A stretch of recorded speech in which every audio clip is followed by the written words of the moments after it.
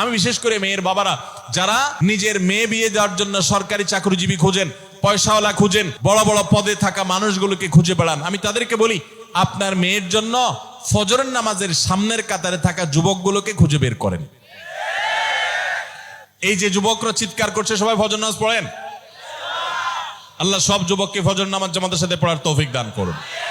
ভাইরা আমার, যেই ছেলে আল্লাহকে ভয় করে, যেই ছেলের ভিতরে কোরআন এবং হাদিসের কাছে আত্মসমর্পণ করার মতো মানসিকতা আছে, এই ছেলে আর যা হোক তার স্ত্রীকে কখনো কষ্ট দিবে।